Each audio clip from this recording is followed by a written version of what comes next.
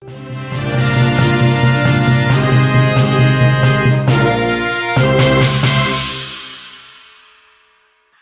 Kota Solo, Gibran Rakabuming Raka kembali terkonfirmasi positif COVID-19.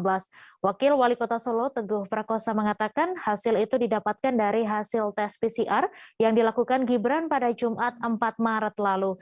Selama menjalani isoman, tugas protokoler Gibran akan diwakili oleh Teguh maupun pejabat lainnya. Kendati demikian, Gibran masih bisa memantau agenda kedinasan melalui online. Untuk info selengkapnya akan disampaikan oleh rekan Agil Tri, wartawan Tribun Solo yang kini sudah terhubung bersama kami. Silakan, Agil.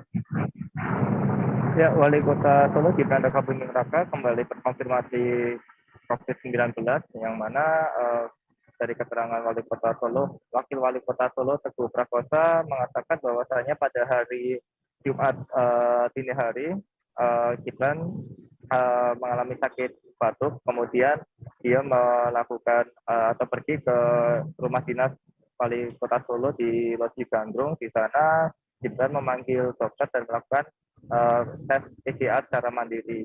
Dari hasil yang didapat diketahui bahwasanya Gibran terkonfirmasi positif virus COVID-19. Konfirmasi itu disampaikan langsung Gibran Rakabuming Raka kepada awak media pada hari Minggu atau 2 hari setelah Gibran menjalani tes PCR. Saat ini Gibran Rakabuming Raka telah menjalani isolasi mandiri di rumah dinasnya di Loji Gandrung, yang mana di sana Gibran isolasi sendiri, bahwasanya anak dan istrinya berada di kediaman mereka di daerah Sumber.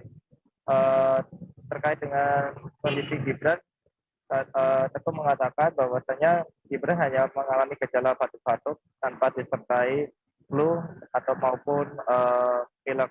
Diperkirakan Gibran akan menjalani isolasi mandiri selama 7 sampai 10 hari, yang membuat Gibran harus absen menghadiri sejumlah agenda seperti acara rapat rakor ASEAN Para Games dengan Menpora, kemudian acara kemenangan di Mangkunegaraan dan Tips Natalis UNS. Baik, terima kasih Agil Tri atas laporan Anda. Selamat bertugas kembali.